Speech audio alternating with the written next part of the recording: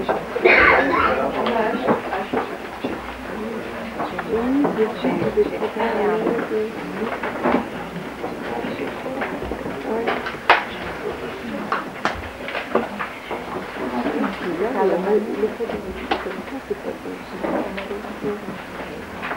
ne dois présenter Jacqueline. Oui.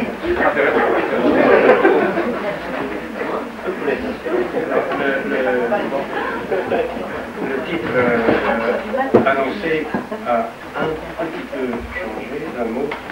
Ce matin, en écoutant Denis Guénon parler du mot d'Althusser, relever de traces, je me suis rappelé qu'un titre que j'avais envisagé pour cette séance était relever des traces. J'avais abandonné déjà, mais j'étais content de le retrouver ce matin. Alors, le titre nouveau a changé d'un mot. Ce n'est plus l'animal que je suis, mais l'animal que donc je suis. À suivre. Et à suivre, ce qui suit restera inachevé, non seulement en sa fin, mais à chaque pas, comme une suite interminable. D'avance donc, je vous demande pardon pour ce que je m'apprête à vous imposer. Beaucoup trop. Je vais vous imposer beaucoup trop, mais je vous demande et le pardon, et de ne pas voir dans ce trop de l'imposition, de ne voir dans ce trop de l'imposition que l'angoisse ou la crainte maladroite et compulsive, donc catastrophique, de ne jamais pouvoir vous donner assez. Au commencement, je voudrais me confier à des mots qui soient, si c'était possible, nus. En premier lieu, pour annoncer déjà que sans cesse je parlerai de la nudité et du nu en philosophie, depuis la Genèse. Je voudrais élire des mots qui soient, pour commencer, nus, tout simplement des mots du cœur, et les dire ces mots sans me répéter, sans recommencer ce que j'ai dit ici même déjà plus d'une fois. Il faut éviter de répéter, se dit-on, pour conjurer un dressage, ou déjà une habitude ou une convention qui programmerait à la longue le remerciement même. Certains d'entre vous, et j'en pleurerai d'émotion, étaient déjà là en 1980, en 1992, lors des deux autres décades. Certains même, parmi mes plus chers et plus fidèles amis, Philippe et Marie-Louise, avaient déjà pensé, porté ou inspiré ces deux décades, avec le génie souriant que Marie-Louise fait rayonner encore une fois. Avec Philippe, Jean-Luc Nancy avait ouvert la décade de 1980. Il avait promis de venir encore, vous savez, et je pense constamment à lui, et il sait des vœux que fortent ici pour lui ses amis et ses admirateurs. Mais sans oublier ce que je dois à ceux et à celles que je viens de nommer, et ils savent que cela restera pour moi infini et ineffaçable, je veux remonter un instant vers un instant plus ancien, un temps avant ce temps, et parler depuis ce temps, depuis le temps, comme on dit, un temps qui me devient fabuleux ou peut-être mythique. Certains ici, et d'abord Maurice de Gandillac, que je veux saluer et remercier comme un premier chef, savent qu'il y a près de 40 ans déjà, en 1959, nos hôtes merveilleux de Cerisy m'offraient déjà leur hospitalité. Et ce fut ma toute première conférence. En vérité, ma première prise de parole publique. On parlait hier avant-hier de prise de parole. Et si je cédais déjà à ce que d'autres rappelleraient l'instinct de l'animal autobiographique, je rappellerai que le thème, c'était en somme, en 1959, comme aujourd'hui, la Genèse. Ça s'appelait Structure et Genèse, ma première décade. Ensuite, j'ai tant aimé revenir pour les décades Nietzsche en 1972, Ponge en 1974, Lyotard en 1982. Je n'ai pas à en dire davantage, je pense, pour que vous puissiez, non pas tant mesurer, puisqu'elle ne se mesure pas, mais pressentir ma gratitude. Tout ce que je risquerai à dire aujourd'hui, une fois encore, je le dirai dès lors comme pour rendre grâce, pour dire grâce à ce lieu et à ceux et à celles qui nous y reçoivent, et grâce à vous. C'est pour moi une belle et intense histoire que celle de mes retours à Cerisy. Elle aura scandé toute ma vie, presque toute ma vie d'adulte, tout ce que j'ai pu tenter d'y penser en le disant. Et si jamais un jour l'animal que je suis devait écrire des mémoires ou une autobiographie, qu'elle soit intellectuelle ou sentimentale, il devrait encore y nommer Cerisy, le nommer plus d'une fois et de plus d'une façon, dans sa renommée de nom propre et de métonymie. Quant à la troisième décade d'une certaine série, celle-ci, elle me paraissait si imprévisible, voire exclue d'avance, que la dernière fois, en 1992, quand Didier Kahn y avait fait allusion au grenier le dernier soir, en me demandant ce que serait le terme d'une telle décade à venir, je m'en souviens encore, j'avais bondi en le traitant de fou, en disant « il est fou ce mec ». Je criais, ben, il n'était pas si fou, mais tout cela me restait, comme tout ce qui arrive, et c'est la condition de ce qui arrive, inanticipable. Et c'est seulement après coup, et fort troublé, que, à relire les titres de ces trois rencontres, Les fins de l'homme, Le passage des frontières, L'animal autobiographique, j'y ai perçu une sorte d'ordonnancement, sinon harmonieux, du moins préétabli, une machine providentielle, comme dirait Kant au sujet de l'animal précisément, j'y reviendrai, als eine Maschine der Vorsehung, une obscure prévoyance, une aveugle mais sûre préfiguration dans la configuration, ou dans le processus, comme un seul et même mouvement qui se dessine en cherchant sa fin. Les fins de l'homme, titre choisi par Philippe Lacoulabar et Jean-Luc Nancy, qui ne m'avait pas demandé mon avis, et je n'avais pas cherché à le donner d'ailleurs, bien que le titre Les fins de l'homme fût aussi le titre de l'un des textes. Le passage des frontières et l'animal autobiographique, titre que j'ai proposé moi-même à Marie-Louise et à nous autres de Cerisy. Je me suis mis donc dans cette série de trois titres à y entendre, après coup, ce que personne, et surtout pas moi, n'a jamais calculé et ne pourra se réapproprier, à savoir l'esquisse ou la tentation d'une seule phrase, une phrase qui se donnerait à suivre. Elle suit elle-même, elle se suit, et elle dit « je suis, je me suis », et à se poursuivre ainsi avec quelques conséquences en trois temps. Elle décrirait comme la course d'une pièce en trois actes, ou les trois mouvements de quelques concertos syllogistiques, un déplacement qui se fait suite, une suite en un mot. Si je suis cette suite, et tout dans ce que je m'apprête à dire devrait reconduire à la question de ce que suivre et poursuivre, lire, et être après, et à la question de ce que je fais quand je suis, si je suis cette suite, donc alors je me rendrai des fins de l'homme, donc des confins de l'homme, au passage des frontières, et je vais vers l'animal. Et à passer les frontières ou les fins de l'homme, je me rends à l'animal en soi, à l'animal en moi, à l'animal en mal de lui-même, à cet homme dont Nietzsche disait à peu près, on parlait de promesse ces jours-ci, qu'il était, je ne sais où, qu'il était un animal encore indéterminé, un animal en défaut de lui-même. Donc depuis le temps, depuis si longtemps, donc depuis tout ce temps, et pour ce qui reste à venir, nous serions en passe de nous rendre à cet animal en mal de lui-même. Depuis le temps. Depuis le temps, peut-on dire que l'animal nous regarde, l'autre animal. Souvent, je me demande, moi, pour voir qui je suis et qui je suis au moment où, surpris, nu, en silence, par la présence et surtout par le regard d'un animal, par exemple les yeux d'un chat, j'ai du mal, oui, du mal à surmonter une gêne. J'ai du mal à réprimer un mouvement de pudeur.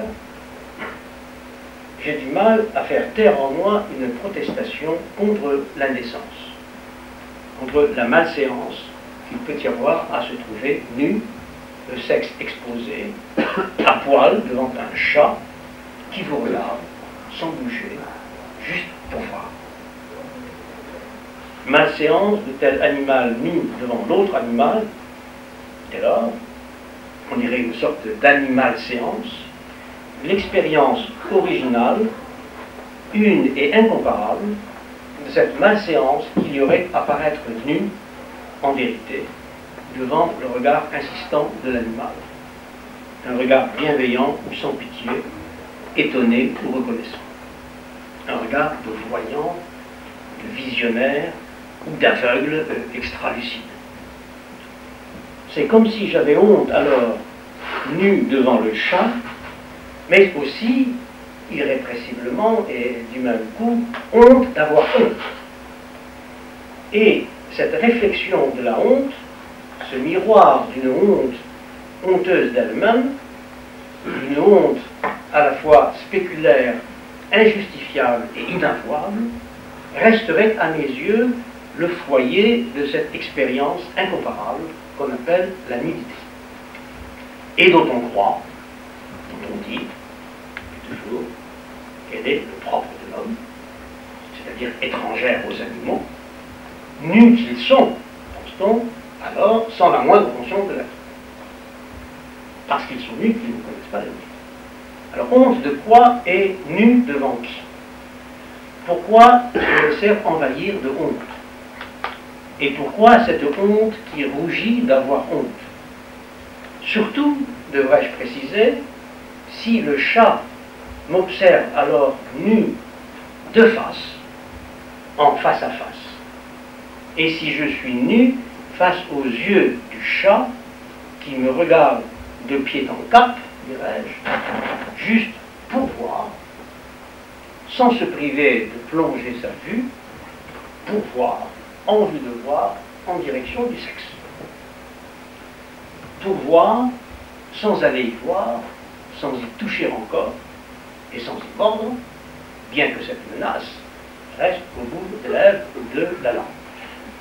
Il se passe là quelque chose qui ne devrait pas avoir lieu, comme tout ce qui arrive. Un lapsus, une chute, une défaillance, une faute, un symptôme, vous savez, cela veut dire chute. Donc le cas, évidemment malheureux, la coïncidence, la méchéance, ou la méchance, ou l'échéance. C'est comme si, à l'instant, j'avais dit ou j'allais dire l'interdit, quelque chose qu'on ne devrait pas dire. Comme si, d'un symptôme, j'avouais l'inavouable, et que, comme on dit, j'aurais voulu me mordre la langue. Honte de quoi et devant qui? Honte d'être nu comme une bête, puisqu'on croit généralement, et aucun des philosophes que je m'en vais interroger tout à l'heure et demain n'en fait mention, on croit que le propre des bêtes, et ce qui les distingue en dernière instance de l'homme, c'est d'être nu sans savoir, donc de ne pas être nu, de ne pas avoir le savoir de leur dignité, le vêtement, la conscience du bien et du mal, en somme, etc. Dès lors, nu sans le savoir, ils ne seraient pas nus. Ils ne seraient pas nus parce qu'ils sont nus. En principe, à l'exception de l'homme, pense-t-on, aucun animal n'a jamais songé à se vêtir. Il viendra de probité. Le vêtement serait donc le propre de l'homme, l'un des propres de l'homme, inséparable de toutes les autres figures du propre de l'homme, même si on en parle moins en général que de la parole ou de la raison, du logos, de l'histoire, du rire, du deuil, de la sépulture, du don, autant de propre de l'homme, dont la liste est par structure non close, jamais close. L'animal donc n'est pas nu parce qu'il est nu. Il n'a pas le sentiment de sa nudité, il ne se sent ni ne se voit nu parce qu'il est nu. Du moins le pense-t-on. Pour l'homme, ce serait le contraire, et le vêtement répondrait à une technique. Nous aurons à penser ensemble, comme un même sujet, la pudeur et la technique, et le sacrifice. L'homme serait le seul à s'inventer un vêtement pour cacher son sexe. Seul il serait homme à devenir capable de nudité, à savoir pudique, parce qu'il n'est plus nu. L'animal, lui, nu, parce qu'il n'a pas conscience d'être nu, resterait aussi étranger à la pudeur qu'à l'impudeur. Alors, qu'est-ce que la pudeur? Alors, si l'on ne peut être pudique qu'en restant impudique et réciproquement. L'homme ne serait plus jamais nu parce qu'il a le sens de la nudité, à savoir la pudeur ou la honte. L'animal serait dans la non-nudité parce que nu, et l'homme dans la nudité là où il n'est plus nu.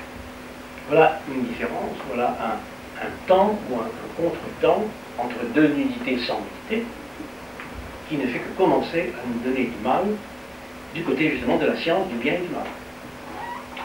Devant le chat qui me regarde nu, aurais-je honte comme une bête qui n'a plus le sens de sa nudité, ou au contraire, honte comme un homme qui garde le sens de sa nudité? Qui suis-je alors? Qui est-ce que je suis? À qui le demander, sinon à l'autre, et peut-être au chat lui-même? Je dois le préciser tout de suite, le chat dont je parle est un chat réel. Vraiment un petit chat. Donc ce n'est pas une figure du chat. Il n'entre pas dans la chambre en silence pour allégoriser tous les chats de la terre, des mythologies, des religions, et encore moins de la littérature et des fables. Il y en a tant, comme vous savez. Le chat dont je parle n'appartient pas à l'immense zoo poétique de Kafka, par exemple, qui mériterait une sollicitude infinie et originale. Le chat qui me regarde et auquel j'ai l'air, mais ne vous y fiez pas, de consacrer une sorte de zoothéologie négative, ce n'est pas non plus le chamour d'Hoffmann ou de Kaufmann, bien qu'il salue avec moi en cette occasion le livre magnifique et inépuisable que lui consacra Sarah Kaufmann, Autobioléfure, dont le titre résonne si bien avec celui de cette décade. Il veille sur elle, sur cette décade, et demanderait à être cité ou relu en permanence. Un animal me regarde, que dois-je penser de cette phrase? Le chat qui me regarde nu, et qui est vraiment un petit chat, ce chat dont je parle, qui est aussi une chatte, ce n'est pas davantage la chatte de Montaigne, qui pourtant dit « ma chatte » dans son apologie de Raymond II. C'est là, vous le savez, l'un des plus grands textes pré-cartésiens et anti-cartésiens qui soit sur l'animal. Nous nous intéresserons plus tard à une certaine mutation de Montaigne et Descartes, ou indiquée par les noms de Montaigne et Descartes, ou tout le moins donc entre telles configurations dont ces noms propres sont les métonymes. Montaigne se moque alors de, je ferai ce geste pour pas l'élimer comme citation, il se moque de l'impudence humaine sur le fait des bêtes, de la présomption et de l'imagination de l'homme quand il prétend, par exemple, savoir ce qui se passe dans la tête des animaux et leur assigner ou leur refuser des facultés. Au contraire, il faudrait reconnaître aux animaux une facilité, dit Montaigne, de vocaliser lettres et syllabes qui, dit Montaigne, vos facilités qui témoignent qu'ils ont un discours au-dedans qui les rend ainsi disciplinables et volontaires à apprendre. Et s'en prenant à l'homme qui taille les parts aux animaux, ses confrères et compagnons, et leur distribue telle portion de faculté et de force que bon lui semble, Montaigne s'interroge alors, je cite, « Comment connaît-il, par l'effort de son intelligence, les branles internes et secrets des animaux?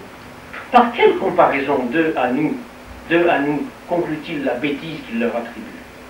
Quand je joue à ma chatte, qui sait si elle passe son temps de moi plus que je ne fais d'elle? » Et l'édition de 1595 ajoutée, « Nous nous entretenons de singeries réciproques, elle et ma chatte et moi, si j'ai mon heure de commencer ou de refuser, aussi à elle la sienne. »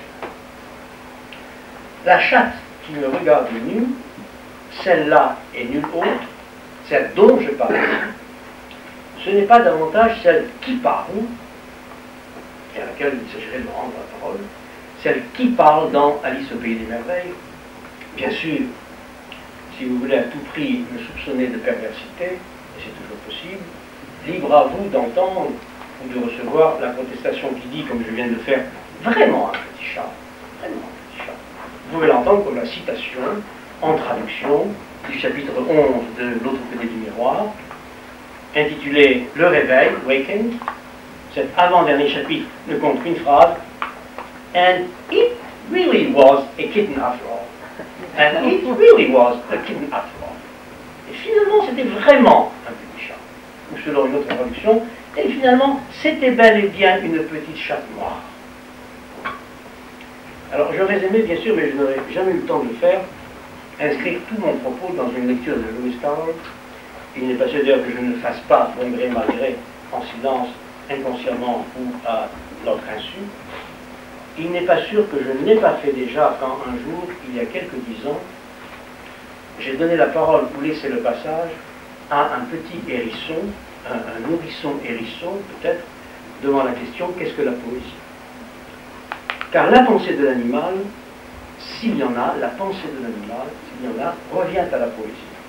Voilà le thèse, si vous voulez, que je voudrais avancer. Et c'est ce dont la philosophie, par essence, a dû se priver. C'est la différence entre un savoir philosophique et une pensée poétique. Le hérisson de Qu'est-ce que la poésie répondait aussi à sa manière à l'appel du hérisson d'Alice. Rappelez-vous ce terrain de croquet sur lequel les boules de croquet balls were live hedgehogs. Les boules étaient des hérissons vivants. Et Alice voulait cogner sur le hérisson. Cogner sur, avec ce flamand qu'elle tenait dans ses bras et qui se retournait alors pour la regarder en face. Look up in her face. Jusqu'à la faire éclater de rire. Alors, comment un animal peut-il vous regarder en face? Ce sera l'un de nos soucis.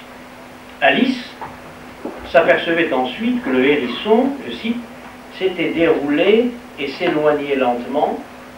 De plus, il y avait presque toujours un creux ou une bosse à l'endroit où elle se proposait d'envoyer le hérisson. I was going to give the hedgehog a blow with its head. It would twist itself round and look up in her face. Et c'est à un terrain, c'est sur ce terrain, un terrain sur lequel, je cite encore, les joueurs jouaient tous en même temps, sans attendre leur tour. Ils se disputaient sans arrêt et s'arrachaient les hérissons. Fighting for the hedgehog. Alors nous serons d'autant plus attirés en silence de l'autre côté du miroir que nous aurons à traiter plus tard, demain sans doute, une sorte de stade du miroir du point de vue de l'animal. Je signale que les textes qui sont distribués ici, il n'en sera pas question aujourd'hui pour demain, je pense. Mais si mon chat réel n'est pas le petit chat d'Alice, le petit chat, dit certaines traductions pour kitten, une petite chatte noire, dit celle que je citais, que je viens de citer, c'est que je ne vais surtout pas me hâter, comme Alice, de conclure au réveil qu'on ne peut pas parler avec un chat sous prétexte qu'il ne répond pas, ou qu'il répond toujours la même chose. Car tout ce que je m'apprête à vous confier longuement revient sans doute à vous demander de me répondre, vous, à moi, de me répondre au sujet de ce que c'est que répondre, de ce que veut dire répondre, si vous pouvez. Et toute la dite question du dit animal reviendra à savoir si on peut savoir ce que veut dire répondre. Répondre A, répondre B, être responsable. Et si on peut distinguer une réponse d'une réaction. Vous vous rappelez à ce sujet le propos très cartésien d'Alice à la fin, je le cite d'abord en traduction. Les chattes, Alice en avait déjà fait la remarque, ont une très mauvaise habitude. Quoi qu'on leur dise, elles ronronnent toujours pour vous répondre. Si seulement elles ronronnaient pour dire oui et miaulaient pour dire non, ou si elles suivaient une règle de ce genre, de façon qu'on puisse faire la conversation avec elles. Mais comment peut-on parler avec un animal qui répond toujours pareil? Cette fois, la chatte noire se contenta de ronronner, et il fut impossible de deviner si elle voulait dire oui ou non. Alors, l'animal, le chat réel en tant qu'animal, vous pouvez lui parler, il ne répond pas vraiment, jamais, voilà ce que conclut Alice. et exactement comme Descartes, que nous en verrons en détail plus tard. Ici, la lettre compte, et la question de l'animal, la question de la réponse animale, passe souvent par l'enjeu d'une lettre, ou de la littéralité d'un mot, de littéralité verbale, parfois de ce que mot ou verbalité veut dire à la lettre. Par exemple, si le mot répondre apparaît 2 fois dans toutes les traductions que j'ai consultées et que je viens de lire, il ne correspond à aucun mot comme tel dans l'original. Celui-ci l'implique évidemment, probablement, mais sans le dire de façon économique. Là où la traduction dit, sans souligner le toujours, je cite, « Quoi qu'on leur dise, elles ronronnent toujours pour vous répondre. » L'original dit seulement « Whatever you say to them, they always purr. » Pas de question. Quoi que vous leur disiez, elles ronronnent toujours. Et là, la traduction dit, sans souligner l'allusion au pouvoir calme, mais comment peut-on parler avec quelqu'un qui répond toujours pareil? Carroll écrivait lui, but how can you talk with a person if they always say the same thing? Cela dit, le sens de réponse paraissant ici impliqué, on peut toujours penser que l'absence, que la différence entre l'absence et la présence d'une réponse ne compte pas. Peut-être. Peut-être devrait-on au contraire prendre la chose très au sérieux, mais seulement plus tard. Incroyable en tout cas, n'est-ce pas, cette crédulité d'Alice. Elle a l'air de croire, à ce moment-là du moins, qu'on peut en revanche discerner et décider chez l'homme, chez nous, entre un oui et un non, et qu'il est alors possible de deviner chez l'homme si oui ou si non. N'oublions pas que le chat du comté de Chester lui avait dit, au cours d'une scène qui mériterait une longue analyse, une scène à laquelle je devrais renoncer, une longue méditation, nous sommes tous fous ici. Je suis fou, tu es folle. We're all mad here. I'm mad, you're mad. Et après quoi il entreprend de lui démontrer cette folie partagée au cours d'une discussion feinte dans laquelle ils se perdent, faute de s'entendre sur le sens des mots et sur ce qu'un mot veut dire, et au bout du compte, sans doute, sur ce que mot, le vocable mot, peut jamais vouloir dire. Appelle ça comme tu voudras. Call it what you like, finit par lui dire le chat au sujet de la différence entre ronder, rolling et ronronner. Purring, c'est purring. Purring. Avant de lui annoncer qu'il sera présent à la partie de croquet de la reine, là où mes pauvres hérissons seront mis à mal. Non, non, mon chat, le chat qui me regarde dans la chambre ou dans la salle de bain, ce chat qui n'est peut-être pas mon chat ni ma chat, il ne vient pas ici représenter en ambassadeur l'immense symbolicité dont notre culture a depuis toujours chargé la genre féline de La Fontaine à Tieck, l'auteur de Chaboté, de Baudelaire à Lévinas et à tant d'autres. Si je dis c'est un chat réel qui me voit nu, c'est pour marquer qu'il est singulier, irremplaçable, et que quand il répond à son nom, quoi que veuille dire répondre, ce sera donc notre question, il ne le fait pas comme le cas d'une espèce chat, encore moins d'un genre ou d'un règne animal. Il est vrai que, je le reconnais que je l'identifie comme un chat ou une chatte, mais avant tout, avant même cette identification, il faudrait longuement reparler d'identification, de sacrifice, de ce qu'on a entendu de bataille que Philippe nous a expliqué hier au sujet du sacrificateur qui s'identifie à l'animal sacrifié. Alors, toute cette identification entame ce processus sacrificiel. Il est vrai que je l'identifie comme un chat ou une chatte, mais avant tout, avant même cette identification, il vient à moi comme ce vivant irremplaçable qui entre un jour dans mon espace, qui a pu m'y rencontrer, m'y voir, m'y voir nu, et rien ne pourra jamais lever en moi la certitude qu'il s'agit là d'une existence rebelle à tout concept et d'une existence mortelle, car dès lors qu'il a un nom, son nom lui survit déjà et signe sa disparition possible, la mienne aussi. Et cette disparition d'ici là, forte là, s'annonce chaque fois que, nudité ou non, l'un de nous quitte la pièce. Mais cette honte, et cette honte honteuse d'elle-même, est plus intense, je dois aussitôt le souligner, quand je ne suis pas seul avec la chatte dans cette pièce. Alors, je ne suis plus sûr de savoir devant qui je suis ainsi transi de pudeur. Est-on d'ailleurs jamais seul avec un chat? Et avec quiconque? Ce chat, est-ce un tiers? Ou un autre dans un duel en face à face? Ces questions nous reviendront beaucoup plus tard, mais dans ces moments, au bord de la chose, dans l'imminence du meilleur ou du pire, quand tout peut arriver, là où je peux mourir de honte ou de plaisir, je ne sais plus vers quoi ou vers qui me précipiter.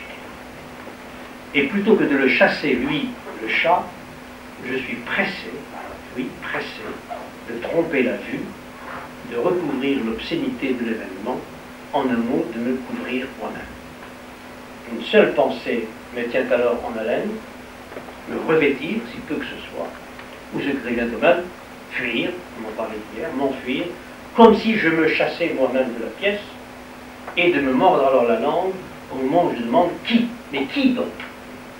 Car je ne sais plus alors qui je suis ou qui je chasse, qui me suit ou qui me chasse, qui vient avant et qui est après qui. Je ne sais plus où donner de la tête. Folie, we're all mad here, I am mad, you are mad. Je ne sais plus répondre, ni répondre même de la question qui me commande ou me demande qui je suis ou après qui je suis, et suis ainsi en train de courir. Suivre et être après, ce ne sera pas seulement la question ou la question de ce que nous appelons l'animal.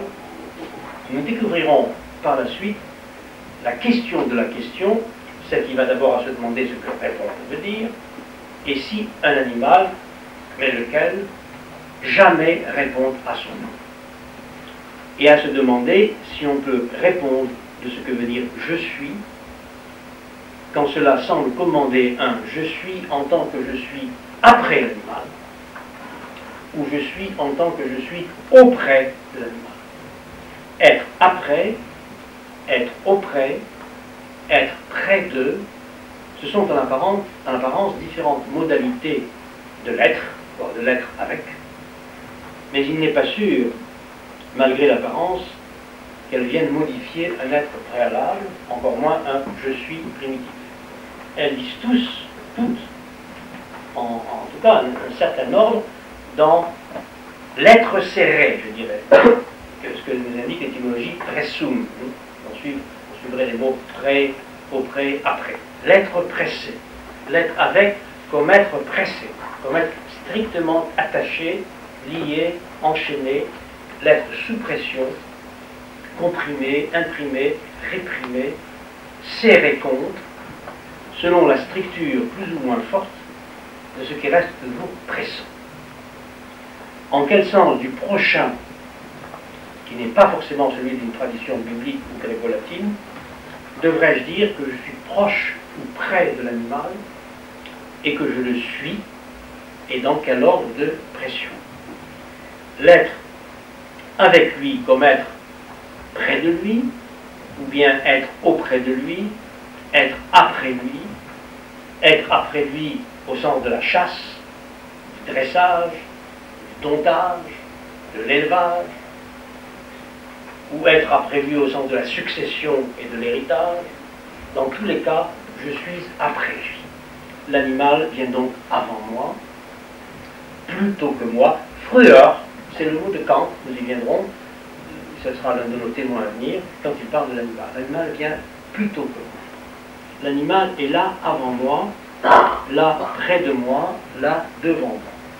Et depuis cet être-là devant moi, il peut se laisser regarder sans doute, mais aussi, et la philosophie l'oublie peut-être, elle serait même cet oubli calculé, il peut lui me regarder. Il a son point de vue sur moi. Le point de vue de l'autre absolu, et rien ne m'aura jamais tant donné à penser que dans les moments où je me vois vu nu, je me vois vu nu sous le regard d'un chat. Quels sont les enjeux de ces questions? On n'a pas besoin d'être expert pour prévoir qu'elles engagent une pensée de ce que veut dire vivre, parler, mourir, être monde, comme être dans le monde, comme être au monde, ou être avec, être devant, être derrière, être après, être et suivre, être suivi ou être suivant, là où je suis, d'une façon ou d'une autre, est irrécusablement près de ce qu'ils appellent l'animal. Il est trop tard pour le dénier, il aura été là avant moi, qui suis après lui. Après et près de ce qu'ils appellent l'animal, et avec lui que nous le voulions ou non, et quoi que nous fassions de la chose. Il me faudra plus d'une fois, et je vous prie de me le pardonner aussi, revenir sur le trouble de cette scène, dont je ferai tout pour éviter de la présenter comme une scène primitive. Le théâtre insensé du tout autre qu'ils appellent animal, et par exemple ce chat.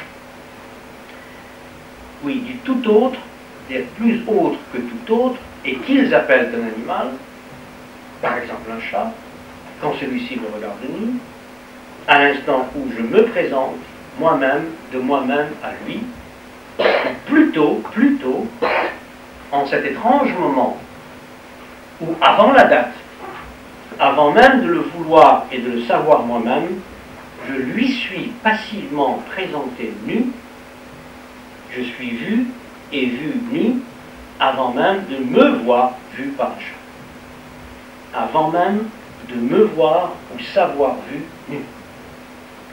Je lui suis présenté avant même de me présenter. Et il n'y a de nudité que dans cette passivité, dans cette exposition involontaire de soi. La nudité ne se dépouille que dans cette exposition de face en face à face. Ici, face à un chat de l'un ou l'autre sexe, de l'un et l'autre sexe, et face à un chat qui continuera de me voir et de me regarder partir quand je lui tournerai le dos, un chat dès lors que, ne le voyant plus me voir encore, je risque alors d'oublier. Je viens d'accorder la passivité à la nudité. Cette passivité dénudée, nous pourrions la surnommer, d'un mot qui peut-être reviendra plus d'une fois, depuis des lieux et selon des registres différents, la passion de l'animal. Ma passion de l'animal. Ma passion de l'autre animal. Se voir nu sous un regard dont le fond reste sans fond, à la fois innocent et cruel, semble-t-il, pense-t-on, peut-être sensible et impassible, bon et méchant, interprétable, ininterprétable, illisible, indécidable, abyssal et secret. Tout autre.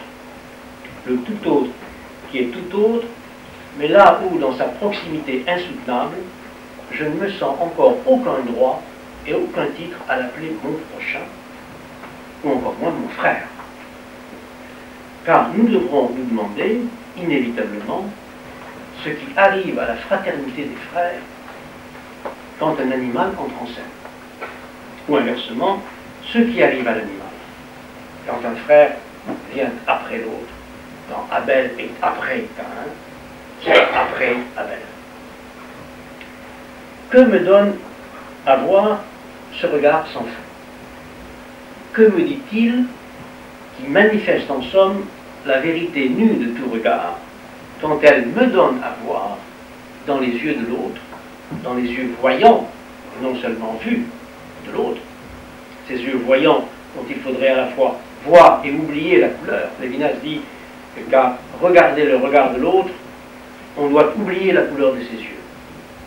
Autrement dit, voir le regard, le visage voyant, avant les yeux visibles de l'autre. Quand il rappelle que, je cite, la meilleure manière de rencontrer autrui, c'est de ne même pas remarquer la couleur de ses yeux. Donc de voir l'autre en tant qu'il est voyant, non pas seulement visible. Il parle alors, Lévinas, naturellement, de l'homme, du prochain en tant qu'homme, en tant que semblable et frère de l'autre homme, et ce sera pour nous plus tard, beaucoup plus tard, le lieu d'une grave question. Comme tout regard sans fond, comme les yeux de l'autre, ce regard dit animal me donne à voir la limite abyssale de l'humain, l'inhumain ou l'inhumain, les fins de l'homme, à savoir le passage des frontières, depuis lequel l'homme peut oser s'annoncer à lui-même et s'appeler du nom qu'il croit pouvoir se donner. Et dans ces moments de nudité, au regard de l'animal, tout peut m'arriver.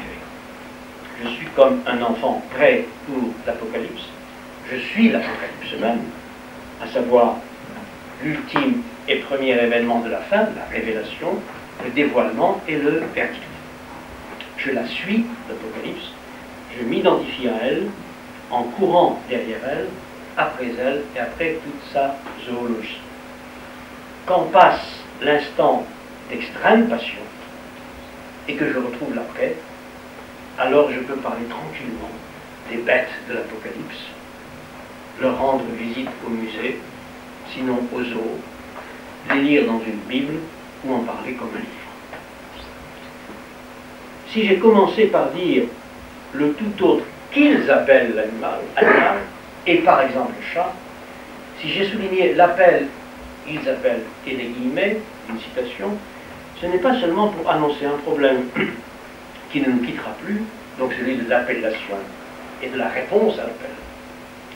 Avant de poursuivre dans cette direction, laissez-moi vous confier l'hypothèse qui m'a traversé l'esprit la dernière fois que j'ai croisé le regard d'une chatte-chat qui semblait m'implorer, me demandant clairement de lui ouvrir la porte pour sortir.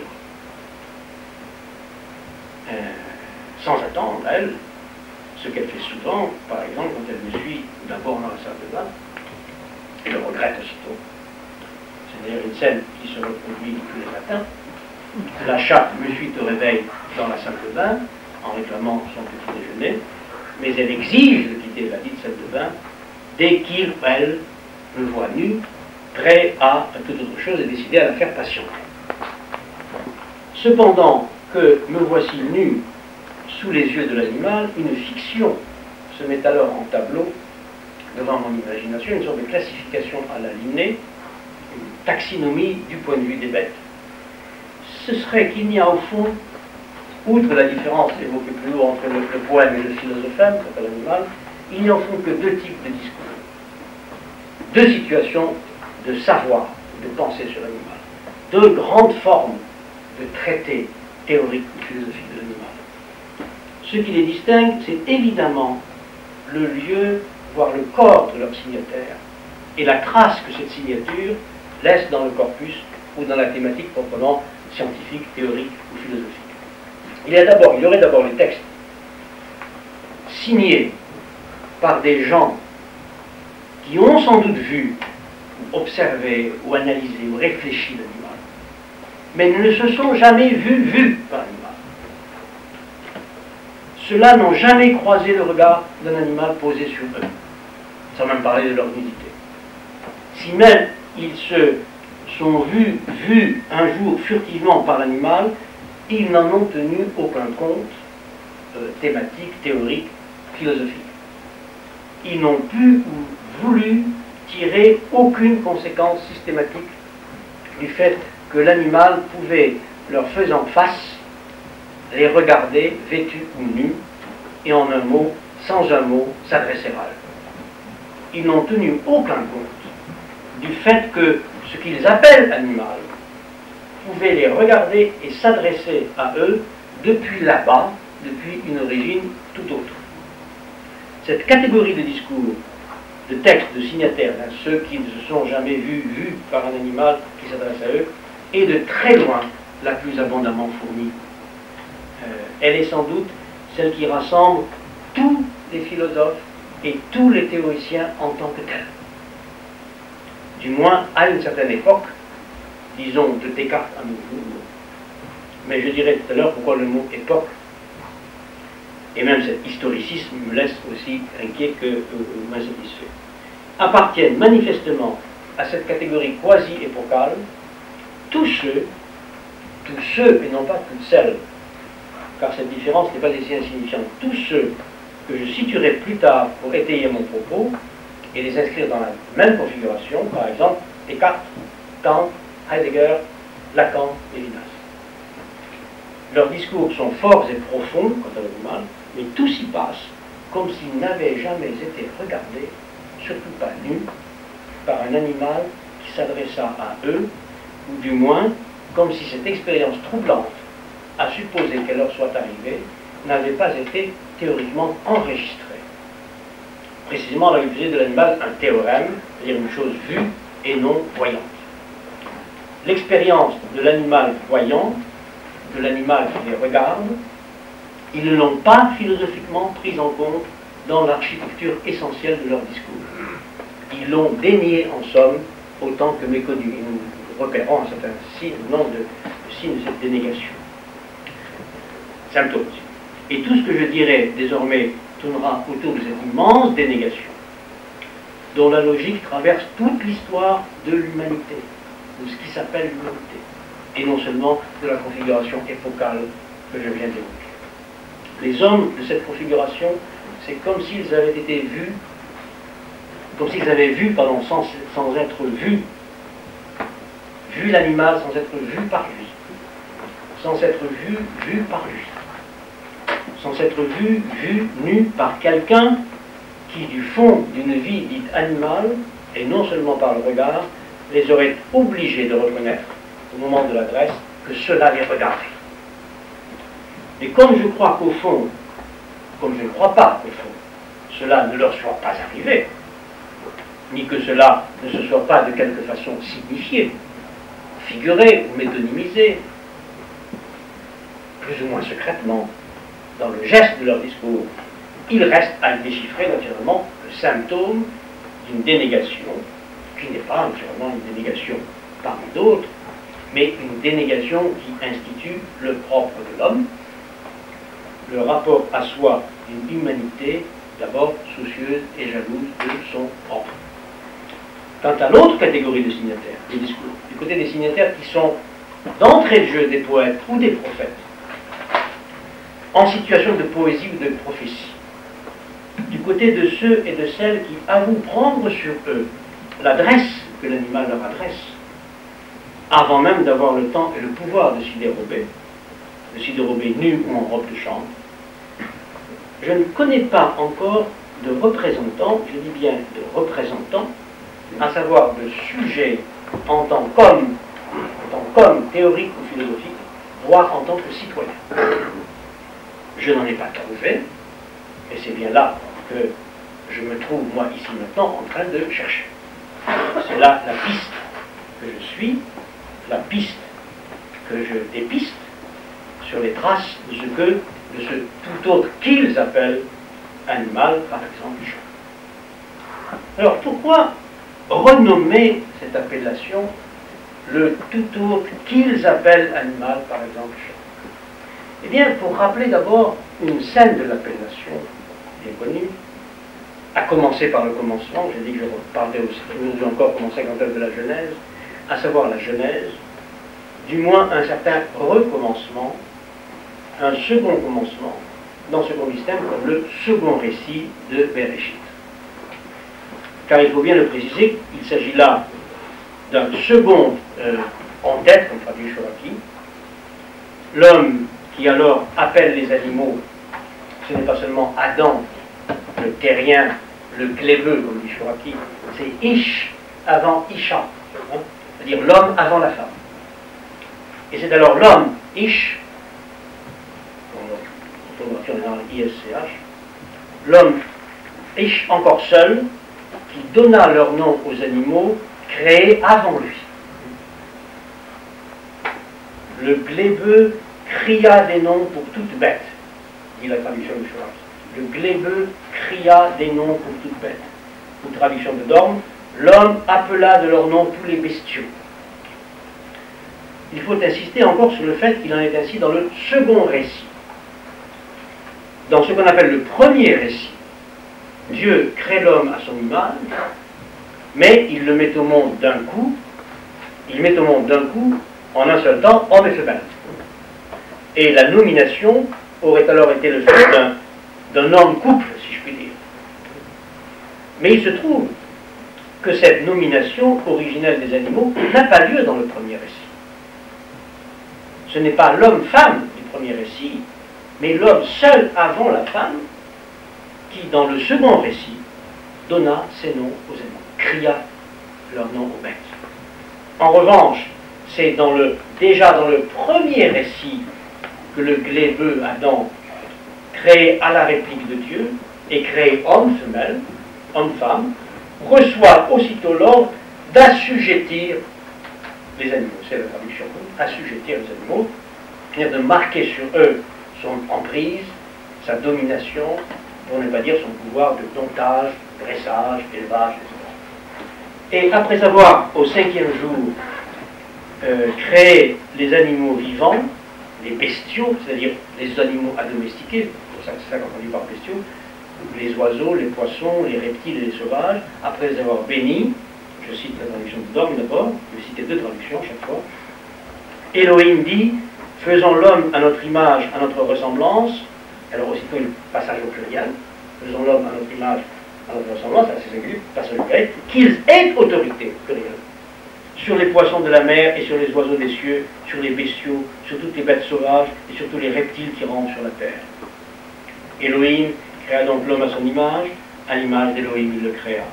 Il les créa hommes et femelles, Elohim les bénit et Elohim leur dit, fructifiez et multipliez-vous, remplissez la terre et soumettez-la, ayez autorité, je souligne, ayez autorité sur les poissons de la mer et sur les oiseaux des cieux, sur tout vivant qui remue sur la terre. Traduction de Chouraki.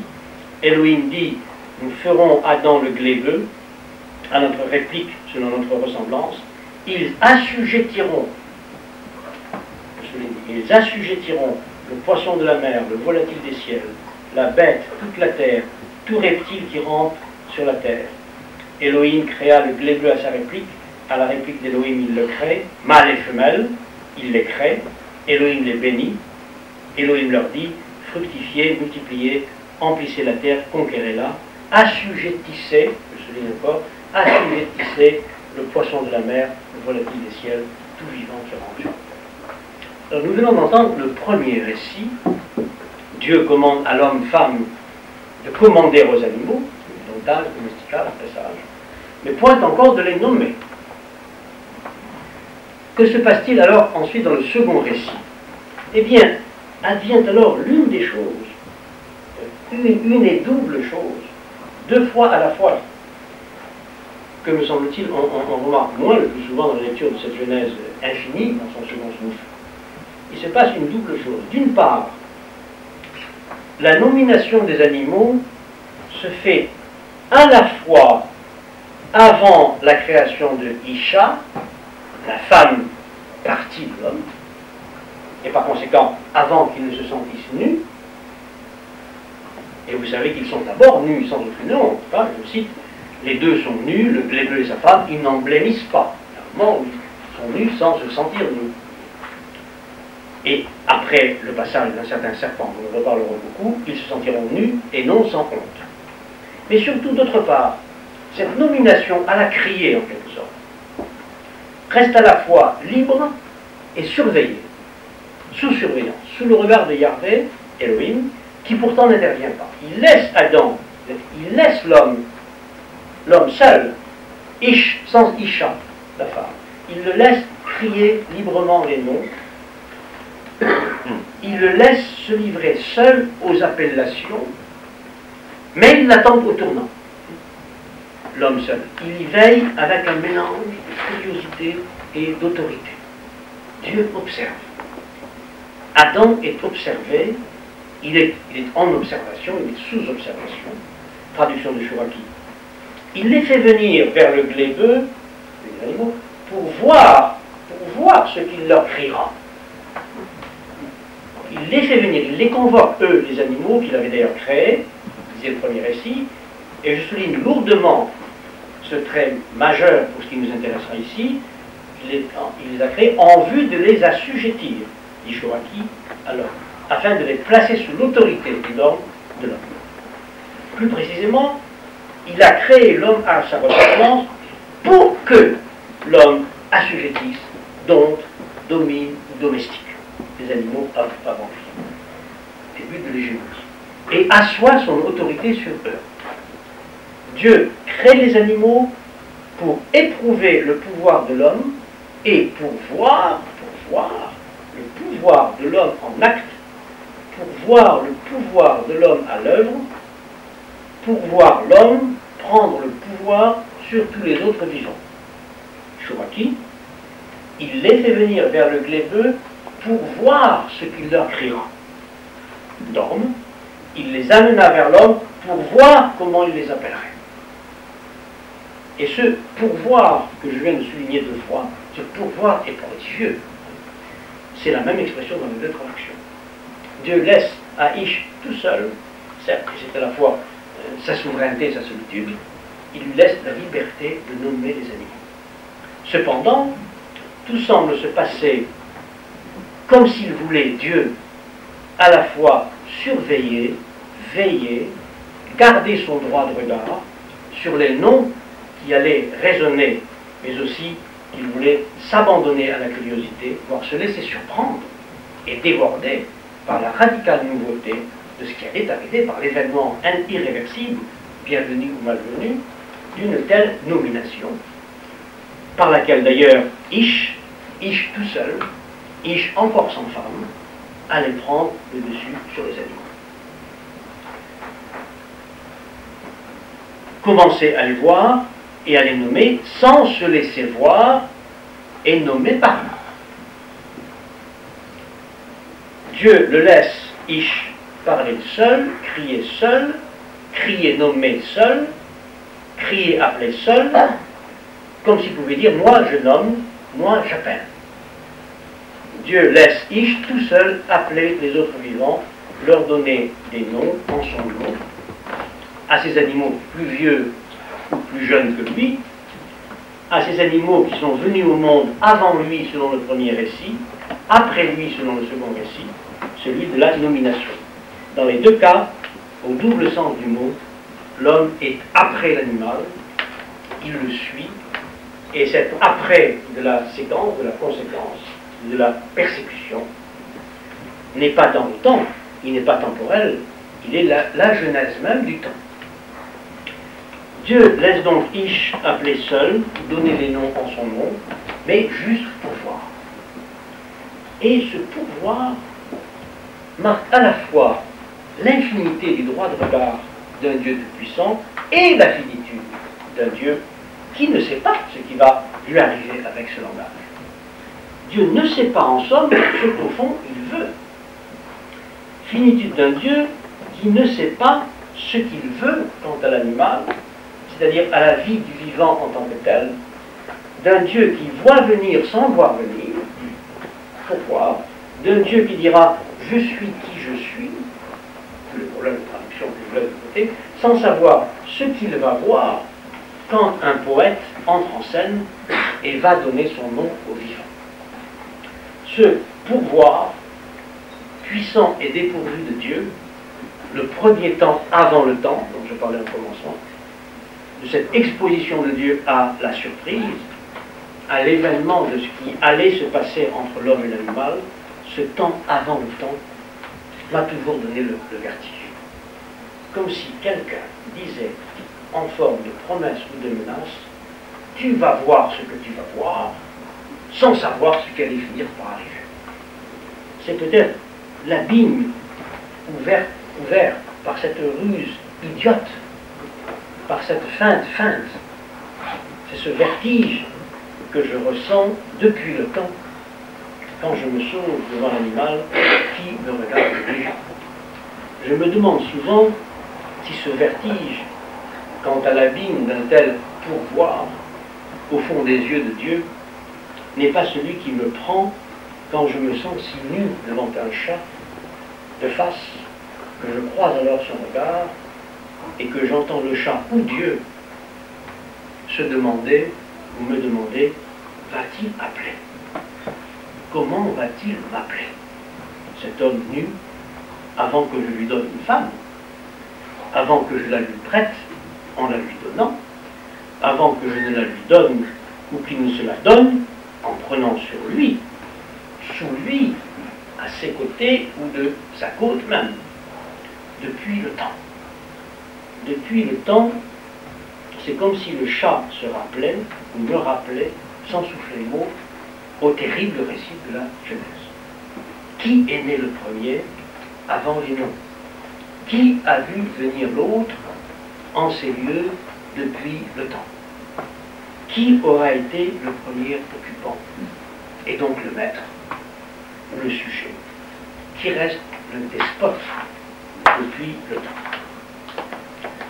Les choses seraient encore trop simples et la réappropriation anthropo-théomorphique aurait commencé, une domestication même risquerait d'être déjà à l'œuvre, si je cédais au mouvement nostalgique ou mélancolique, et si je commençais à entendre ou à interpréter ce que le chat pourrait, ainsi dire, sous-entendre ou simplement signifier dans un langage de traces muettes, c'est-à-dire sans mots, préverbal.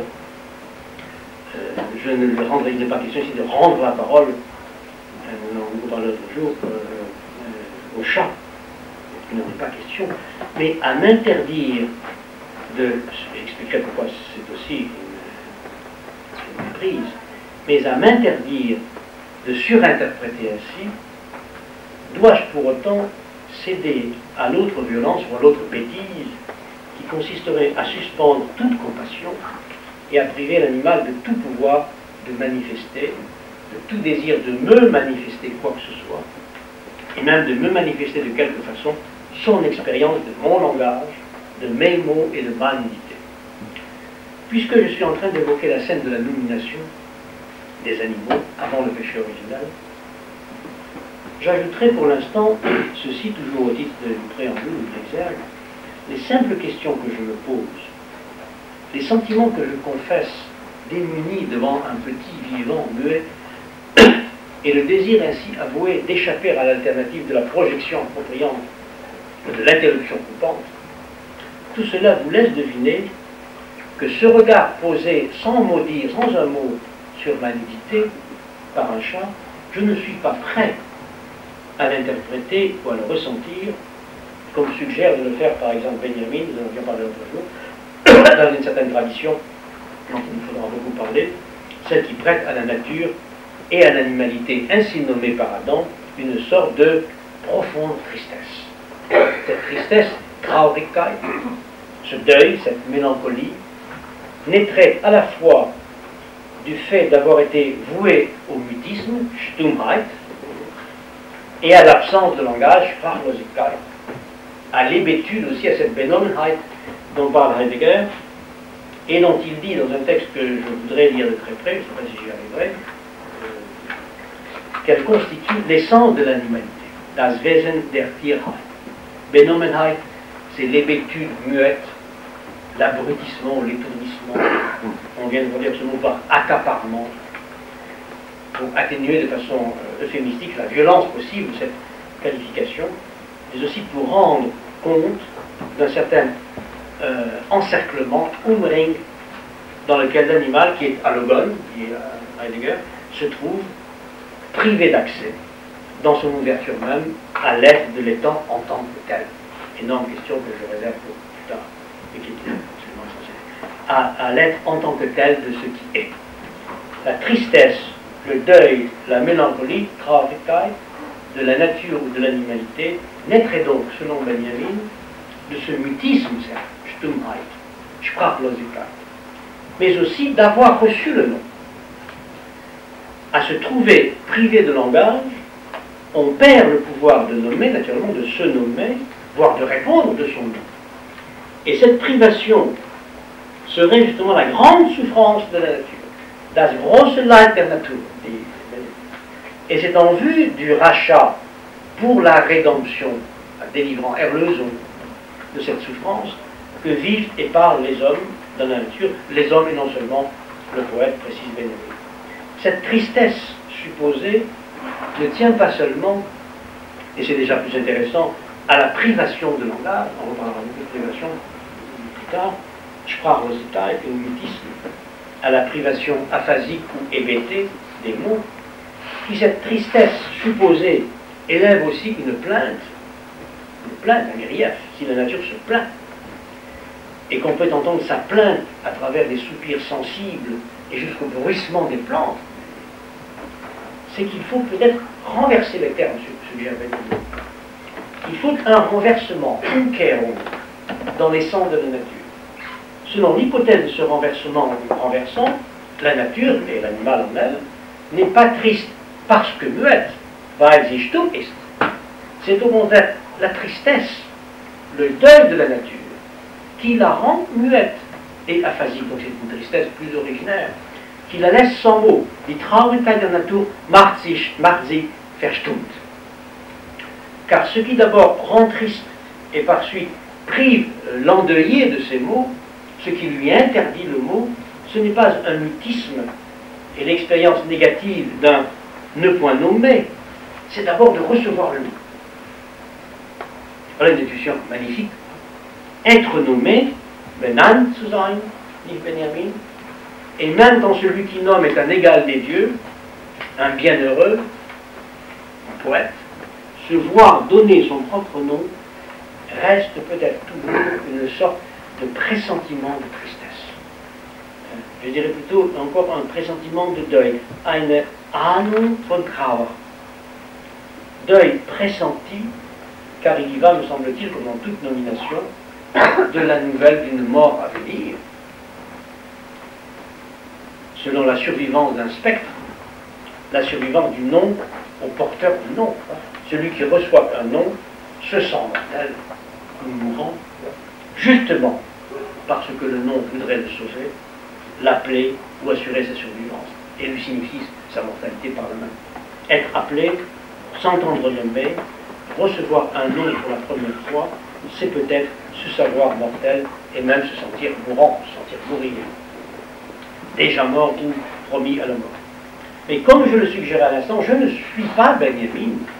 Quand je me trouve nu au regard de l'animal, je ne suis pas prêt à le suivre dans cette belle méditation über Sprache, über die Sprache des Menschen, écrite en plein milieu de la Première Guerre mondiale en 1916. Pourquoi est-ce que je ne le suis pas?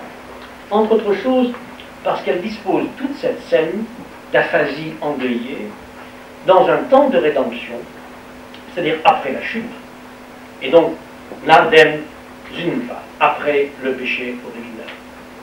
Cela se passerait ainsi depuis le temps de la chute. Et ce temps de la chute, je le nomme dès maintenant, parce que, aussi bien dans le récit de la Genèse que dans le mythe de Prométhée, je vais constamment croiser ces deux histoires. Vous vous rappelez l'école de Protagoras, et ce moment où Prométhée vole le feu, c'est-à-dire les arts et les techniques, pour réparer l'oubli ou le retard d'Épiméthée, qui avait parfaitement équipé toutes les races d'animaux, mais laissé l'homme nu, gumnon, sans chaussures, sans couverture, sans armes. Eh bien, au croisement non fortuit des deux traditions, adamique et prométhéenne, ou épiméthée-prométhéenne, si vous voulez, au croisement non fortuit des deux traditions, c'est paradoxalement à partir d'une faute ou d'un défaut de l'homme que celui-ci se fera sujet, maître de la nature et de l'animal, supérieur à la nature animale, instaurera et revendiquera à la fois sa propriété, le propre de l'homme, qui a en propre, justement, de n'avoir pas de propre. Et là, c'est à partir de ce défaut qu'il instaurera sa supériorité, sa maîtrise sur l'animal, c'est là son propre, qui est lié à un défaut de propriété, sa supériorité inconditionnelle et sacrificielle sur la vie dite animale, avec ce que la sacrificialité implique l'identification, etc., dont nous avons déjà parlé. Telle serait la loi d'une logique imperturbable, à la fois prométhéenne et adamique, à la fois grecque et judéo-christiano-islamique, dont nous ne cesserions de vérifier l'invariance jusque dans notre modernité. Or, j'ai voulu me rappeler à la nudité devant le chat depuis un temps antérieur, dans le récit de la Genèse, depuis le temps où Adam, alias Ish, crie leur nom aux animaux avant la chute, nus, mais avant d'avoir honte de la nudité. Je parle donc depuis ce temps. Ma passion de l'animal s'éveille à cet âge. Mais comme j'avouais tout à l'heure avoir honte d'avoir honte, je ne pouvais m'étonner de mon trouble, cette honte d'avoir honte, nue devant l'animal ou les animaux, qu'en me reportant à un temps d'avant la chute, c'est-à-dire avant la honte et la honte de la honte. Donc avant le mal et avant les maux. De l'animal peut-on parler, de l'animal peut-on s'approcher et se voir regarder nu, je veux dire de l'animal avant le mal et avant les maux. C'est depuis ce temps que j'essaie de vous parler, en particulier de moi, en privé ou en public, mais en particulier de moi. Ce temps serait aussi celui qui sépare, en principe, et si c'était possible, l'autobiographie de la confession. L'autobiographie devient confession, on en parle depuis 3 jours, quand le discours sur soi ne dissocie pas la vérité de l'aveu, donc de la faute, du mal et des maux, et d'abord d'une vérité qui serait due, dont il faudrait s'acquitter. Peut-être devrait-on la vérité, ou s'acquitter de la vérité, pourquoi devrait-on s'acquitter de la vérité, si cacher la vérité, feindre la vérité, feindre aussi de se cacher, feindre de se cacher ou de cacher la vérité, n'était pas déjà l'expérience du mal et des maux, d'une faute possible, d'une culpabilité, d'une passibilité, d'une tête, d'une tromperie ou de mensonge. Nous distinguerons, nous nous rapprocherons de ces problèmes de façon plus aiguë plus tard. En quoi et pourquoi la vérité serait-elle due, prise dans une logique d'être et de devoir? Pourquoi la vérité serait-elle le dû, c'est-à-dire due à la véracité, au dévoilement de soi, au dénouement de soi, à la vérité de soi comme sincérité?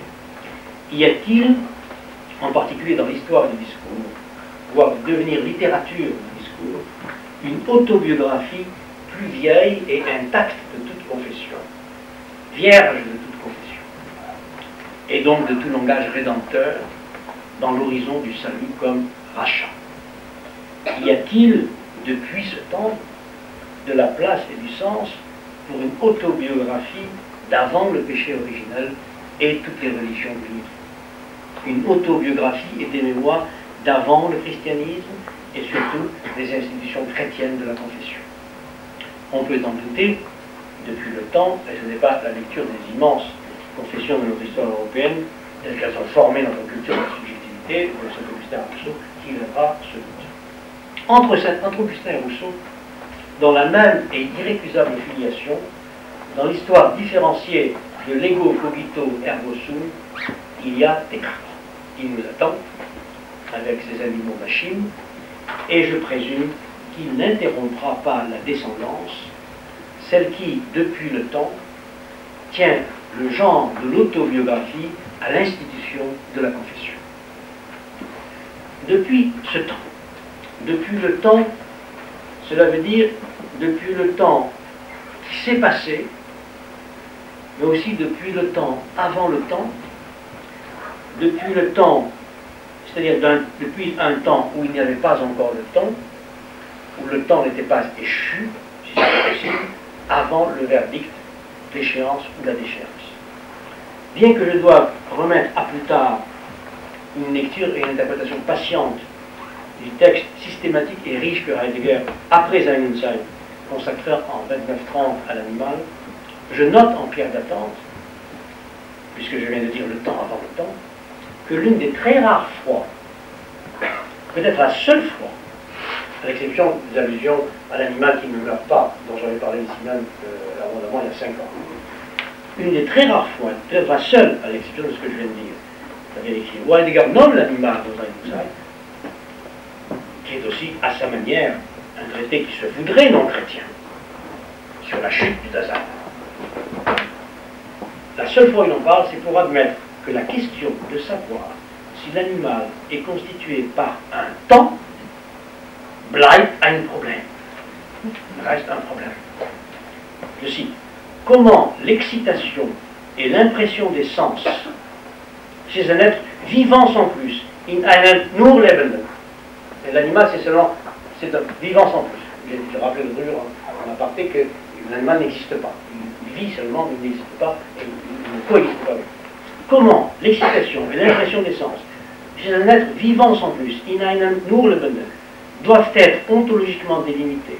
Comment et où en général l'être des animaux, das Sein der Tiere, par exemple, zum Beispiel, est constitué par un temps, voilà qui reste un problème en soi. Bleibt ein Problem für sich. C'est un problème séparé, traité à part. Vous avez ça dans une incident. Donc l'être des animaux n'est qu'un exemple, zum Beispiel, mais c'est un exemple fiable pour Heidegger de ce qu'il appelle le Nur-Lebenden, ce qui est vivant sans plus, la vie à l'état simple et pur. Est-ce une coïncidence si cette phrase est la dernière avant un sous-chapitre intitulé Die Zeitlichkeit des Verfallens, la temporalité de l'échéance ou de la chute ou de la déchéance? Je le disais tout à l'heure, comme pour certains d'entre vous, je le suppose, ceux ou celles qui nous accueillent, qui m'ont fait la grâce d'être une fois encore revenus, ce château, vous le devinez, reste pour moi depuis longtemps, depuis le temps, un château de l'amitié hantée. Depuis près de 40 ans, je le dis tout à l'heure. L'amitié hantée, je ne trouve pas d'autres mots pour décrire les ombres de visage, les silhouettes furtives de certaines présences, les mouvements, les pas, les musiques, les paroles qui s'animent dans ma mémoire aux abords et dans toutes les pièces de cette grande demeure, à commencer par celle-ci. Et j'ai de plus en plus le goût de cette mémoire à la fois attendrie, joyeuse, mélancolique, une mémoire qui reste, qui aime à se laisser envahir par le retour des revenants dont beaucoup sont heureusement vivants, et pour certains d'entre eux, ici présents, d'autres hélas morts, les morts qui furent dans la vie, qui furent aussi ici avec moi, qui restent pour moi, des amis aussi proches que Koichi Toyosaki, Francis Ponge, Gilles Deleuze, Sarah Kaufmann. Je les vois d'ici nous voir et nous entendre. Or, à en croire ma mémoire ainsi envahie de mémoire depuis le temps, ma mémoire presque hallucinée, je suis au bord du discours le plus chimérique sans doute, qui m'ait jamais tenté, que j'ai moi-même tenté en ce château. La chimère, la tentation ou la tentative d'une chimère dans un château hanté, voilà la scène. Est-ce un animal, la chimère? Un animal qui en soit un, et un animal qui soit un. Est-ce plus et autre chose qu'un animal? Ou, comme on le dit souvent de la chimère, plus d'un animal en un. L'animal, quel mot? C'est un mot. C'est un nom que des hommes ont donné, qu'ils se sont donné le droit et l'autorité de donner à l'autre vivant. Au point où nous en sommes, avant même de m'engager, d'essayer de vous entraîner à ma suite ou à ma poursuite, selon un itinéraire que certains d'entre vous pourraient trouver tortueux, labyrinthique, voire aberrant, égarant de l'heure en l'heure, je tenterai donc cette opération de désarmement rhétorique qui consiste à poser de façon simple, nue, frontale, aussi directe que possible, ce qu'on pourrait appeler, puisque je viens de dire que j'allais poser, non pas poser comme on pose avec en présence d'un spectateur, comme un spectatiste ou une caméra, mais poser des positions, c'est-à-dire des hypothèses en vue de thèse. Je vais poser des hypothèses en vue de thèse. La première hypothèse, ce serait que depuis 2 siècles environ, de façon intense, et selon une accélération affolante, parce que nous n'avons même plus la mesure, nous n'avons même plus la chronologie, eh bien nous qui nous appelons les hommes, nous qui nous reconnaissons sous ce nom, nous voilà engagés dans une transformation sans précédent dans l'expérience de ce que nous continuons à appeler tranquillement l'animal et ou les animaux. Et je vais beaucoup miser ou jouer sur la barre flexible de ce et ou. Cette nouveauté, depuis 2 siècles, ne peut être déterminée naturellement que sur le fond du plus ancien, je viens de l'évoquer, et sans cesse nous devrons nous mouvoir dans cet aller-retour entre le plus ancien et ce qui vient, dans l'échange entre le nouveau et le de nouveau, le à nouveau de la répétition. Ce rapport nouveau à l'animal, ou aux animaux, loin d'apparaître simplement dans ce que nous continuons à appeler le monde, l'histoire, la vie, il est si nouveau qu'il devrait nous obliger à inquiéter tous ces concepts, à faire plus que les problématiser. C'est pourquoi j'hésiterais à dire que nous vivons cela, si on pouvait appeler encore tranquillement vie, cette expérience dans laquelle viennent à trembler les limites au passage des frontières entre bios et zoé, biologique et zoologique et anthropologique, comme entre vie et mort, vie et technique, etc. J'hésiterai tout autant à dire, par conséquent, que nous vivons un tournant historique. La figure du tournant implique une rupture ou une mutation instantanée dont le modèle ou la figure sont encore génétiques, biologiques ou zoologiques, et donc précisément à interroger. Quant à l'histoire, à l'historicité, voire l'historialité, ces motifs appartiennent précisément à cette autodéfinition, à cette auto-appréhension, à cette auto-situation de l'homme ou du Dasein humain au regard du vivant et de la vie animale, donc à cette autobiographie de l'homme que j'entends questionner aujourd'hui. Donc comme tous ces mots, et en particulier celui d'histoire, appartiennent de façon constitutive au langage, aux intérêts et aux leurs de cette autobiographie, nous ne devrions pas nous hâter de les accréditer ou de confirmer leur pseudo-évidence. Je ne parlerai donc pas de tournant historique pour nommer une transformation en cours, une altération à la fois plus grave et plus méconnaissable qu'un tournant historique dans le rapport à l'animal, dans l'être avec de ce qui s'appelle l'homme ou le Dasein et de ce qu'il appelle lui, ce que nous appelons nous provisoirement animal. Il reste que cette altération, de quelque manière pour l'un ou l'interprète, personne ne saurait dénier aujourd'hui, saurait récuser le fait, contester le témoignage du fait qu'elle s'accélère, qu'elle s'intensifie, ne sachant plus où elle va, et depuis environ 2 siècles, à une profondeur et à un rythme incalculable. Dans toute cette indétermination suspensive, pourquoi dire, comme je l'ai fait à plus de reprises, à peu près 2 siècles? Si un tel repérage était possible, en toute rigueur, dans un processus qui est, moi j'ai commencé par la Bible, aussi vieux sans doute que l'homme, ce qu'il appelle son monde, son savoir et sa technique. Eh bien, pour rappeler, par commodité initiale et sans prétendre ici à aucune rigueur et à aucune exactitude, quelques indices préalables qui nous permettent de nous entendre et de dire nous aujourd'hui.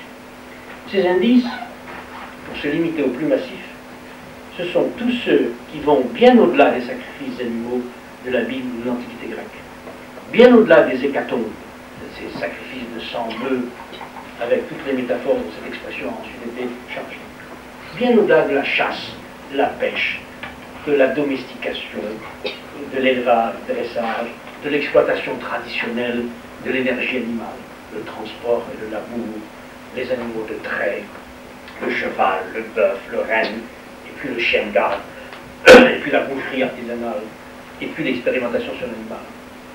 Donc, au cours des 2 derniers siècles, ces formes traditionnelles de traitement de l'assujettissement de l'animal ont été bouleversées, c'est trop évident, par les développements conjoints des savoirs zoologiques, éthologiques, biologiques, génétiques, toujours inséparables de techniques d'intervention dans leur objet, c'est-à-dire de transformation de leur objet même et du milieu et du monde de leur objet, c'est-à-dire le vivant animal.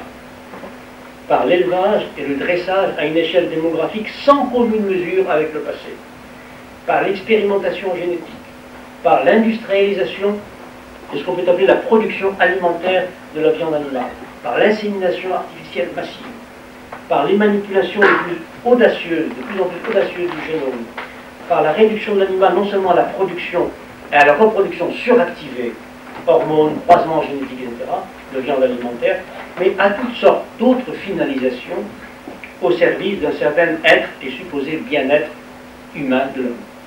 Tout cela est trop connu, je n'y étends pas. De quelque façon qu'on l'interprète, quelques conséquences pratiques, techniques, scientifiques, juridiques, éthiques ou politiques qu'on en tire, personne aujourd'hui ne peut nier les proportions sans précédent de cet assujettissement de l'animal. Cet assujettissement dont nous cherchons à interpréter l'histoire, nous pouvons l'appeler violence, plus au sens moralement le plus neutre de ce terme, et même quand la violence interventionniste se pratique dans certains cas fort minoritaires, nullement dominants, nous n'oublions plus jamais, au service de l'animal et pour la production animale, le plus souvent de l'animal humain, personne ne peut davantage dénier sérieusement la délégation. Personne ne peut plus nier sérieusement et longtemps que les hommes font tout ce qu'ils peuvent pour dissimuler ou se dissimuler, pour organiser à l'échelle mondiale la dissimulation, l'oubli ou la méconnaissance de cette violence que certains pourraient comparer non seulement au pire génocide, il y a aussi des génocides animaux, comme vous savez, le nombre des espèces en voie de disparition du fait de l'homme est à complet souffle, mais à des violences parfois pires que des génocides, quand elles consistent à anéantir des espèces, certes, mais tout en organisant leur survie artificielle et infernale, et virtuellement interminable, dans des conditions que des hommes du passé auraient jugées monstrueuses, hors de toutes les normes supposées de la vie propre aux animaux, ainsi exterminés dans leur survivance ou dans leur surpeuplement même. Comme si, par exemple, au lieu de jeter un peuple dans des fours crématoires ou dans des chambres à gaz, des médecins ou des généticiens, par exemple nazis, avaient décidé d'organiser par insémination artificielle la surproduction de surgénération de juifs, de tziganes et d'homosexuels qui, toujours plus nombreux et plus nourris, auraient été destinés en nombre toujours croissant au même enfer de l'extermination par le gaz ou par le feu, dans les mêmes abattoirs. Je n'abuserai pas de la facilité avec laquelle on pourrait donner toute sa charge pathétique aux évidences que je rappelle ainsi, irrécusables. Tout le monde sait quel terrifiant et insoutenable tableau une peinture réaliste, photographique, pourrait faire de la violence industrielle, mécanique, chimique, hormonale, génétique, à laquelle l'homme soumet depuis 2 siècles la vie animale.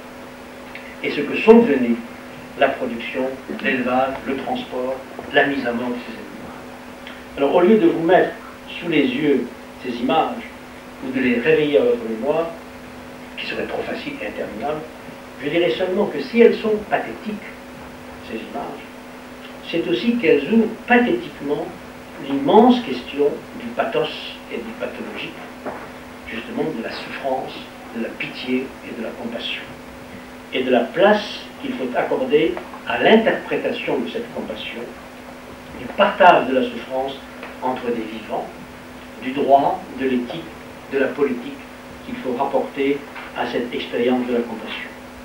Car ce qui arrive depuis 2 siècles, c'est une nouvelle épreuve de la compassion, là où, devant le déferlement pour l'instant irrésistible, mais dénié, devant la dénégation organisée de cette violence contre l'animal, des voix s'élèvent, minoritaires, faibles, marginales, voix peu assurées de leur discours, de leur droit au discours, de la mise en œuvre de leur discours dans un droit, dans une déclaration des droits au concept très fragile, pour protester, pour en appeler, nous y viendrons, à ce qui se présente de façon problématique comme les droits de l'animal. Pour nous rappeler à nos responsabilités et à nos obligations à l'égard du vivant en général, et précisément à cette compassion fondamentale qui, si on la prenait au sérieux, devrait changer jusqu'au socle, et c'est auprès de ce socle que je voudrais m'affairer ici, jusqu'au socle de la problématique philosophique de l'animal. Je vais m'arrêter 2 secondes pour une récréation, vous voyez bien. Eh bien, c'est en pensant à la source et aux fins de cette compassion que quelqu'un comme Bentham, par exemple, c'est bien connu, avait proposé il y a 2 siècles de changer la forme même de la question de l'animal, telle qu'elle domine aussi le discours de la tradition, aussi bien dans ses formes philosophiques les plus raffinées que dans le langage courant du sens commun. La question, disait à peu près Bentham, Ce n'est pas de savoir si l'animal peut penser, raisonner, parler, etc. Pas tout ce qui s'ensuit, le deuil, la technique, l'histoire, le travail. Aristote à Descartes, surtout à Heidegger, à Lévinas, à Lacan. Et cette question demande celle du temps de notre pouvoir, c'est toujours le saut du pouvoir. Hein. Que peut l'animal? Est-ce qu'il peut parler? Est-ce qu'il peut raisonner? Est-ce qu'il peut donner? Est-ce qu'il peut mourir? Est-ce qu'il peut inhumer? Est-ce qu'il peut se vêtir? Est-ce qu'il peut inventer une technique? Tout ça, il ne peut pas. C'est ça la réponse classique. Il n'a pas tous ses pouvoirs dont la chaîne est infinie. La question ne se demande pas de savoir si les animaux peuvent quelque chose, dit Bentham. S'ils sont du type zoon, logon, ekon, qui peuvent parler ou raisonner grâce au pouvoir du logos. Et le logocentrisme, c'est d'abord une thèse sur l'animal privé de logos. Une thèse, une position, une présupposition qui se maintient d'Aristote à Heidegger, Lévinas et Lacan, et j'en passe. Et d'ailleurs, si la déconstruction du logocentrisme a commencé par parler de traces, je le rappelle au jour de traits plutôt que de discours verbal, de verbalité ou de mots, c'était parce que c'était d'entrée de jeu une problématique de l'animal. Donc, que dit Bentham? La question n'est pas de savoir si l'animal peut faire souffrir. La question c'est de savoir si les animaux peuvent souffrir. Can they suffer? Voilà la question, disait profondément Bentham. C'est pas est-ce qu'ils peuvent parler, c'est est-ce qu'ils peuvent souffrir. Mais comme vous l'entendez bien, cette forme de question de Bentham ne concerne plus seulement le logos, la disposition non au logos, ni même plus radicalement un pouvoir, une dynamis ou une exis, c'est-à-dire cette manière d'être, d'avoir cette habitude qu'on appelle une faculté ou un pouvoir, comme dans le pouvoir de parler, le pouvoir de raisonner avec tout ce qui s'ensuit. Non, elle concerne justement une passivité. Elle concerne une passibilité, une passion et un non-pouvoir. Et c'est dans cette question « can they suffer », c'est le mot pouvoir qui change de sens et de signe. C'est pas seulement ce qu'il peut, c'est le mot pouvoir. Le mot pouvoir, can they suffer, vacille alors. Ce qui compte à l'origine d'une telle question, c'est le Bentham, ce n'est plus seulement ce à quoi il réfère la question, c'est la transitivité ou l'activité, pouvoir parler, pouvoir raisonner. C'est plutôt ce qui l'emporte dans cette autocontradiction que nous relirons plus tard dans l'autobiographie. Peuvent-ils souffrir, revient à demander, peuvent-ils ne pas pouvoir? Peuvent-ils ne pas pouvoir? Ils n'ont plus un pouvoir. Et quoi de cet impouvoir qu'est la souffrance? De la vulnérabilité de cet impouvoir, de cette finitude ou de cette mortalité qu'ils partagent avec nous. Quel est ce non-pouvoir au cœur du pouvoir? Pouvoir souffrir n'est plus un pouvoir. C'est une possibilité sans pouvoir. Et là se loge, comme la façon la plus radicale de penser la finitude que nous partageons avec les animaux, la mortalité qui appartient à la finitude même de la vie, à l'expérience de la compassion, à la possibilité de partager la possibilité de cet impouvoir, la possibilité de cette impossibilité, l'angoisse de cette vulnérabilité et la vulnérabilité de cette angoisse. Comme personne ne peut nier la peur ou la panique, la terreur ou l'effroi qui peut s'emparer de certains animaux et dont nous les hommes nous pouvons témoigner, certains chercheront encore, et nous y viendrons, à contester le droit d'appeler cela angoisse, mot ou concept qu'il faudrait encore réserver à l'homme et au Dasein dans la liberté de son être pour la mort. Nous aurons à reproblématiser ce discours plus tard, mais pour le moment, notons qu'à la question can they suffer, la réponse ne fait plus, et au fond n'a jamais fait aucun doute, pas plus que la possibilité alors en nous d'un élan de compassion, même s'il est ensuite méconnu, refoulé ou dénié, tenu en respect, devant l'indéniable de cette réponse, oui, je souffre. Personne ne peut le nier, comme nous. Devant cette réponse qui précède toute autre question, la problématique change de base. Et les 2 siècles auxquels je me réfère un peu grossièrement pour situer notre présent à cet égard, ce sont les 2 siècles d'une guerre inégale, d'une guerre en cours et dont l'inégalité pourrait un jour s'inverser entre ceux qui violent non seulement la vie animale, mais jusqu'à ce sentiment de compassion, et d'autre part, ceux qui en appellent au témoignage irrécusable de cette pitié. C'est une guerre au sujet de la pitié. Cette guerre n'a pas d'âge, sans doute, mais voilà mon hypothèse, nous vivons dans une phase critique de cette guerre. Nous la traversons et nous sommes traversés par elle. Et penser cette guerre dans laquelle nous sommes, ce n'est pas seulement un devoir, une responsabilité, une obligation, c'est aussi une nécessité, une contrainte, à laquelle, bon gré ou mal gré, directement ou indirectement, nul ne saurait se soustraire désormais plus que jamais.